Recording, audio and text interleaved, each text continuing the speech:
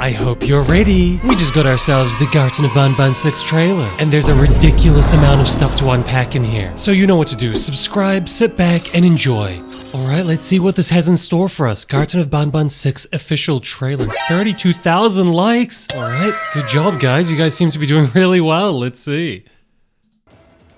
Oh, nope. We got a full screen. It's sound up. Sound to the maximum. And what is this meant to be? Since when are there blobs in this game? There's multiple blobs, okay. What the hell? What up, bitter giggles? What? Highway? What are these blobs? What is going on? Nalina? Syringion's room. That's a given. Surely. I don't even know. Oh wow, another jester. This looks like a little abandoned hut. That's Kittysaurus. What the hell? Why they glow in the dark? I know those eyes from a mile away, Mr. Apila. Or shall I say, Mrs. Tartan.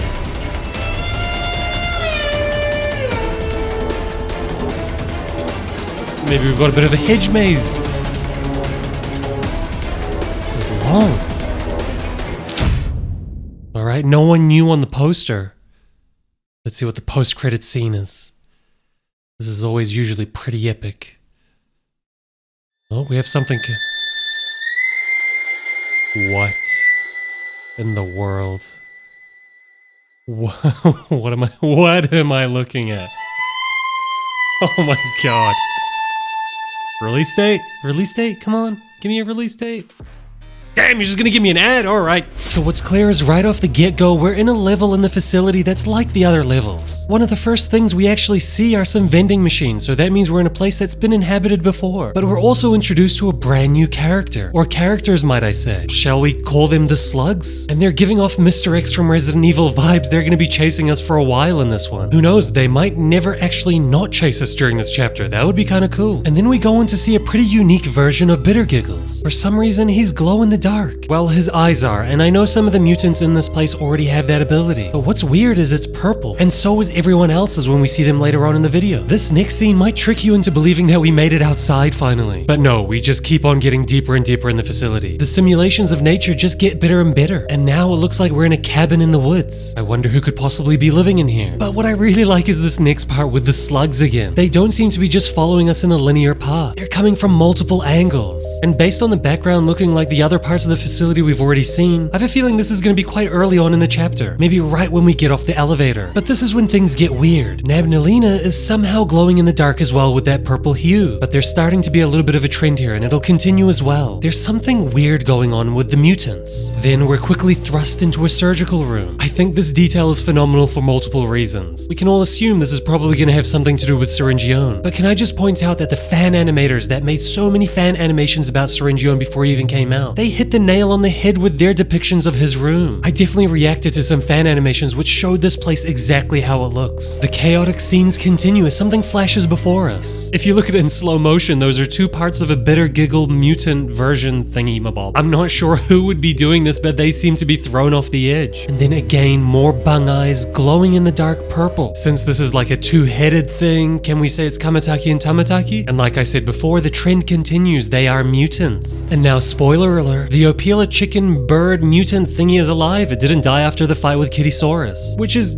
good news, I guess, because we might be able to turn it back into a cute little thing. But might be bad news for us until that happens. The aesthetic of this tent as well also reminds me of the previous chapter. You know, the kingdom and all of that. And you can tell things are getting weird deep down here because this tree is growing sideways. Weird little detail, but I had to point it out. In some turn of events, they've got us feeling bad for Bitter Giggle now. Well, at least the mutated doppelganger ones. First they show one falling off the edge, now we see one crying in a corner. What this is starting to paint a picture for me is that alliances might be different in this chapter chapter. Maybe we're gonna need all the help we can get, even if it means Bitter Giggle version 2.0. Why else would they show such a vulnerable version of Bitter Giggle? And then we see the internal parts of that cabin in the woods that we were talking about before. I've got a feeling an important character we're gonna meet in this chapter probably lives there. Or it could be an outpost that the sheriff wants to use. Remember the worst sheriff in town? Yeah, he's gonna be in this chapter again, and we're gonna have to see his ugly face. And booty. And then we see this beautiful big face. It took me a hot second to remember who this was, honestly. And then I remembered this monstrosity. This absolutely disgusting monstrosity. I mean, it's a thing of nightmares. How did they think of this thing? Your boy, Kittysaurus. Again, a mutant, so it makes sense that its eyes are glowing in the dark purple, but I just still don't know why. And then one of the biggest surprises of this chapter, we're casually walking with Bitter Giggle. He's slowly pacing behind us in a non-menacing way. This pretty much convinces me that we're gonna have to work together in this chapter. Maybe we're so deep and in so much trouble, we've got no other choice. Even though he's literally the one that got us in this mess. But now we've got to talk about a spanner in the works. I kinda lied, they're not all mutants. This is clearly Opila or Tarta, and we've seen their eyes glow before. It's not a purple color. I believe it was in like chapter 2, but for some reason we see them here as well. So I really don't know the exact answer of why there's purple glow in the darks. Anyway, we'll continue. In classic Euphoric Bros fashion, we're gonna have to be doing a jump quest. What's clear is every pillar you jump on, that's gonna cause these moving arms to move. There's gonna be a perfect pattern so that when you jump past one of those moving arms, it's actually open for you to get through. Unless you jump on a button and it donks you off into the darkness. And then my theory literally gets thrown in the trash because we see Banbalina glowing in the dark as well. I wanna hear your theories on this one. What does this mean? Why are they X-ray vision? And then we see another hedge maze. I say another because I feel like I've seen this scene before. And I'm right, another fan animator actually designed this place themselves. I'm not sure whether they took inspiration from him or not, but it looks hella similar. This is why we've always got to react to those fan animators. They get things right and really accurate sometimes. And for once, we see the family again, but with no changes, no additions or anything like that. Probably because everything that's going to be introduced to us in this chapter are going to be monstrosities. Nothing that the actual scientists at the Garten of Banban planned on creating to show children. Probably all failed mutant experiments. And then this is where things get interesting. We're thrust into this large open area portion of the facility. As our perspective slowly pans up into the darkness, we see something that we've never seen before. Or have we? One of the largest, most detailed, and most terrifying things we've seen yet. For once, the Garten of Banban actually gave me a genuine chill down my spine. It looks like NAB-NAB was marinating in a spa pool full of Javanium for months, and now he wants to kick the butts of anyone that's even looked in his direction. As we know, he's the spider of the group, and look at those terrifying spider eyes. And if we jump to the thumbnail, we see an even bigger version of it. It absolutely eclipses Banban and Jester, who by the way are like 8 foot, and based on the way Banban and the Jester are standing next to each other, this problem of this mutant is not mutually exclusive for anyone. NAB-NAB looks like he's gonna gobble up anyone in sight. But guys, there's another major secret, but I've promised the Euphoric Bros that I can't tell you guys yet. All I'm gonna say is make sure you're subscribed to my channel, because when this chapter releases, there's gonna be something so cool between me and the Euphoric Bros that you're not gonna want to miss. I wish I could just tell you guys right now. It's so cool. But look, I don't need to convince you guys of anything. This trailer alone did all the work. The story is only getting better and better. Seems as though friends are gonna be foes. Well, I guess NAB-NAB was never really a friend, but he's gonna be a really big foe. And some foes become friends, like the Jester, who got us in this goddamn mess. And there's gonna be some new, unique foes in general. But I think that's all for now. Make sure you listen to my podcast, follow it, subscribe, or else this'll happen to you at night.